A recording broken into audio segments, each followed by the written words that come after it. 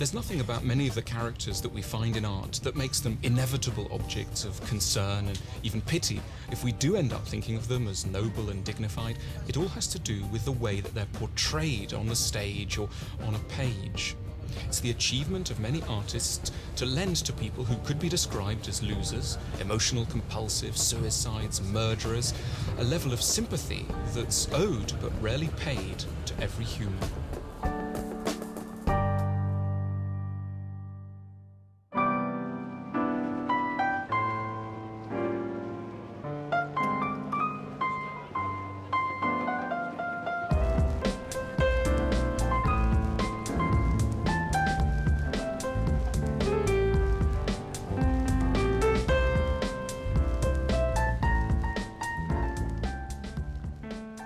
The ancient Greek historian Herodotus reports an interesting custom practiced by the Egyptians at their grandest social gatherings, feasts and picnics.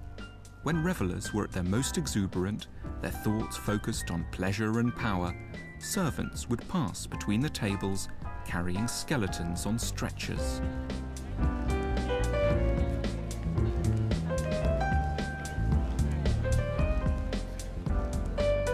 The ritual was designed vividly to remind partygoers of their mortality. The anecdote intrigued me.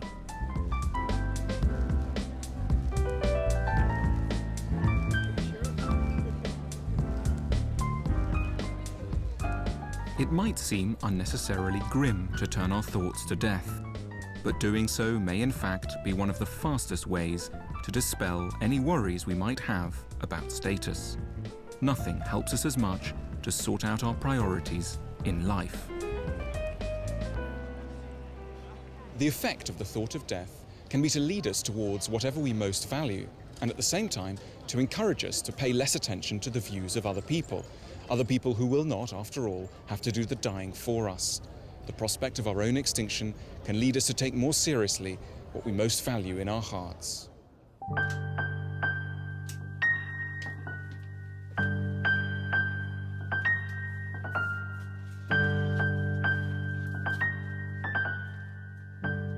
The contemplation of death has a long history in Western art. Vanitas paintings were hugely popular in the 17th century. They were hung in domestic environments, often in studies or bedrooms. In this time, there were a lot of very wealthy individuals and a lot of people making a lot of money from trade, and so this newfound wealth made a new wealthy class who were buying these sort of paintings. The canvases feature a contrasting muddle of objects, symbols of frivolity and worldly glory, and among them are placed the two great symbols of death and the brevity of life, a skull and an hourglass. The Latin inscription here, mors omnia vincit, death always wins.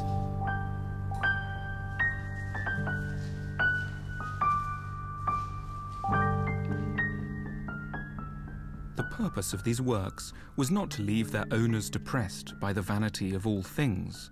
Rather, it was to embolden them to find fault with specific aspects of their experience, and to urge them to attend more seriously to the virtues of love, goodness, sincerity, humility, and kindness. So how much would this reminder of the worthlessness of money and riches, how much would something like this now set you back? But this one here, in the gallery, we're asking £50,000 for it.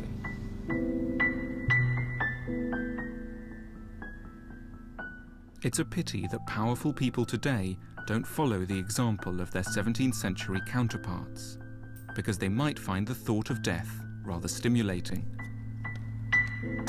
Above all, it brings authenticity to social life, by removing from us many of the reasons for which society honours its members. For example, the capacity to throw dinner parties or to work effectively. In so doing, death reveals the fragility and so perhaps the worthlessness of the attentions we stand to gain through status. There may be no better way to clear the diary of engagements than to wonder who among our acquaintances would make the trip to the hospital bed.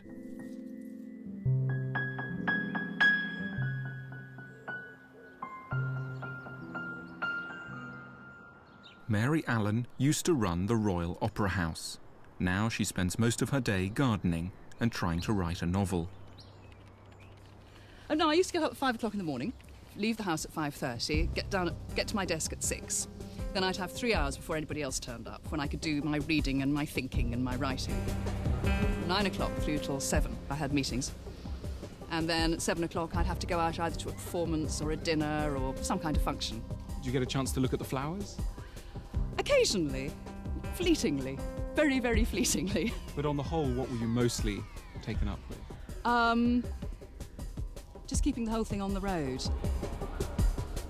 I remember in February '97 thinking, I can't carry on doing this much longer because I feel terribly empty. You know, what do I do with my life? I think about arts funding, arts politics, a bit of art if I'm lucky. I've got nothing else in my head. I've got nothing else I can talk about. In 1999, Mary was diagnosed with breast cancer. She quit the high-flying career that had meant so much to her. How did the thought of death change your values? I think it makes you reassess everything almost instantly and overnight.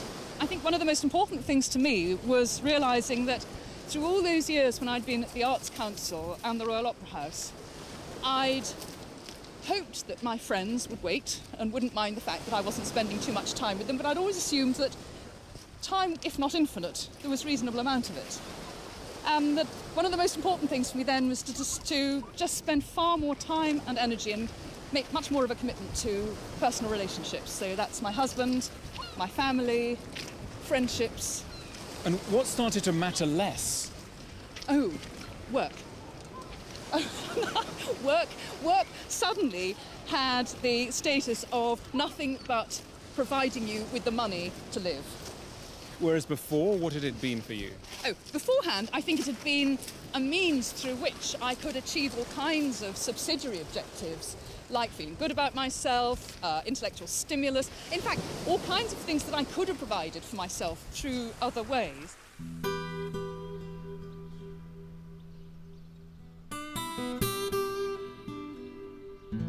As conditional love starts to seem less interesting, so too may many of the things we pursue in order to secure it. If wealth, esteem and power bias the kind of love that will last only so long as our status holds, and yet if we're destined to end our lives defenseless and dishevelled, then we have an unusually clear reason to concentrate our energies on the relationships which matter. Did your concerns about status diminish once you found out? They vanished. You vanished. Vanished. Oh, well, it's irrelevant, really. And all I can concentrate on, if I am to die in the next year or two, is travelling from now to that point and travelling through that experience. And it is the quality of my life that matters. Not what anybody else thinks about my life, but my experience of my life. And I don't think I'd ever before that really so firmly been clear that it was my experience of my life that counted, not what anybody else thought. Why do you think we so often need death to remind us of what's important in our lives? Partly because it's actually rather a sweat to get going on all of this. It's much easier just to carry on doing what you've always done. I've always wanted to write. And actually it would have been easier if when I lay on my deathbed I could have said, oh, I might have written. If I'd had time I could have written. Say on your deathbed, well, I tried, but I wasn't terribly good. It's much more challenging. Yeah.